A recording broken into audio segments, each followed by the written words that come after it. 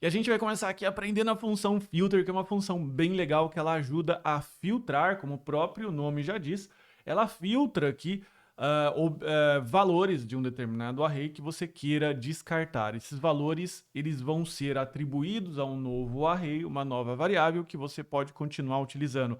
Lembrando que as funções filter, map e reduce nunca alteram a variável filtrada ou a variável manipulada, elas sempre retornam um novo conjunto de dados, ok? Vamos ver isso aqui na prática. Então imagina que a gente tem aqui um conjunto de números que eu batizei aqui de numbers, ok? Se você ver aqui, ele é um array bastante simples, ok? E aqui, basicamente, eu quero filtrar todos os valores que são maior ou igual a 10, ok? Então, basicamente é isso que a gente vai fazer, legal? E para poder fazer isso daqui, provavelmente algumas pessoas utilizariam aqui, ó, const n of numbers, ok? E daí essas pessoas provavelmente fariam o seguinte, ó, if n maior ou igual a 10, o que eu faço? Eu dou um console.log aqui de n, beleza? A gente vai rodar aqui, daí você viu que o conjunto de dados aqui filtrou o número 1. Se eu colocar só maior aqui, por exemplo, ele vai filtrar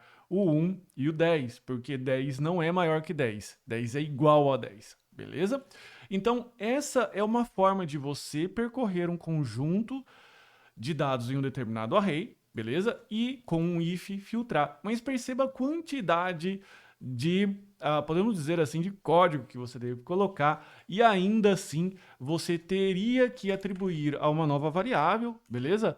Eu vou colocar aqui has, que é um array vazio, para que você então atribua valores para ela, para você ter esses resultados filtrados numa nova variável.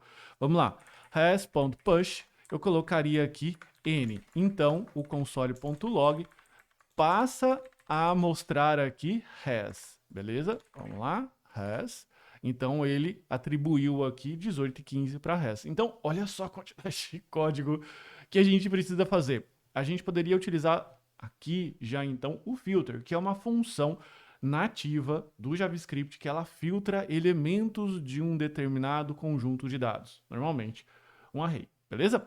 A função filter, ela tem essa anatomia. Ó, eu vou colocar a variável que eu gostaria de utilizar o filter, que no caso seria o numbers.filter, beleza? Se a gente for dar uma olhada aqui, ele precisa de alguns valores aqui, beleza? Entre eles, a função de callback, ou seja, a função que ela irá filtrar, que ela irá utilizar para filtrar, beleza? Eu vou colocar aqui só um comentário no console log, para que não atrapalhe aqui do nosso lado, beleza? E eu vou colocar aqui, ó, vou criar uma função, beleza? Então eu vou colocar aqui, ó, const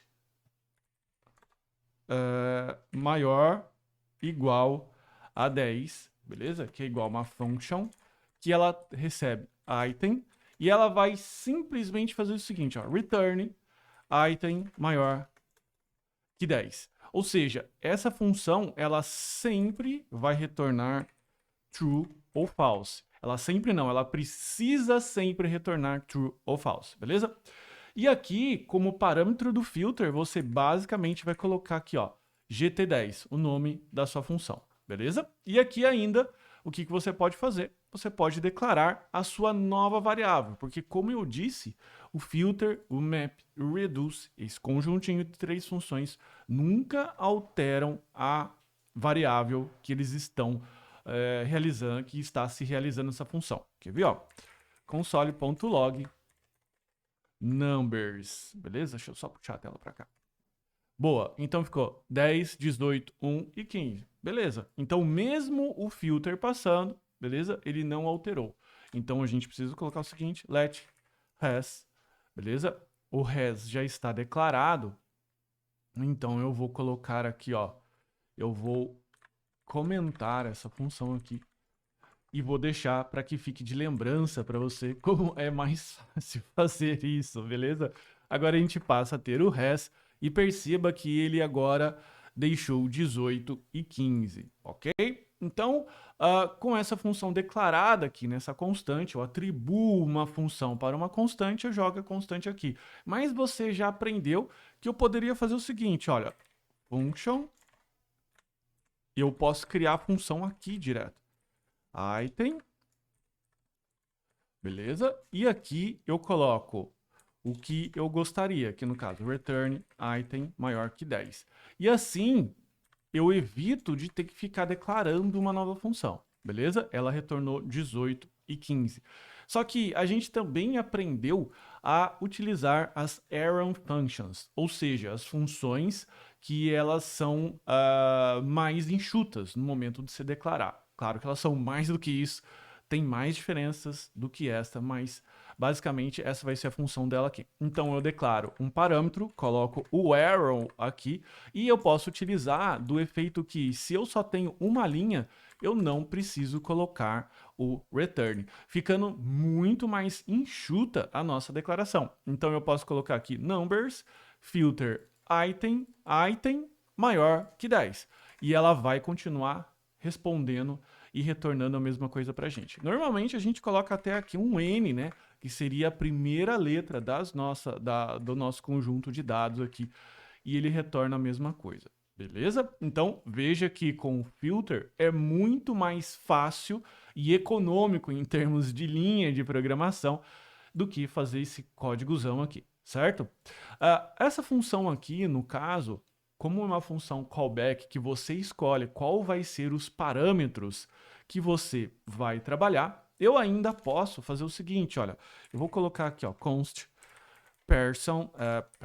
people, que é igual um array que vai receber o seguinte conjunto de dados, tá? Name Felipe,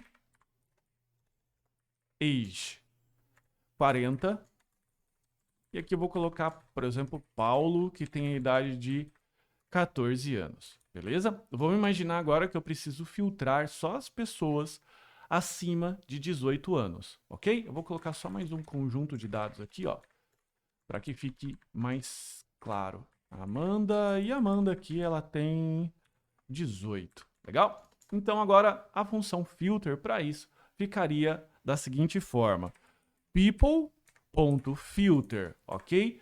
Eu vou criar uma função aqui que eu vou receber um atributo p, beleza? Vou criar uma função com arrow aqui e eu vou fazer o seguinte, ó, p.age maior que 18, ou seja, melhor que seja maior ou igual, porque 18 anos já é maior de idade, beleza? E aqui eu vou receber um outro parâmetro que pode ser com const, tá? Não precisa ser let. Const, eu vou colocar aqui m de maiores de idade, beleza? E vou colocar aqui, ó, console.log m, tá bom?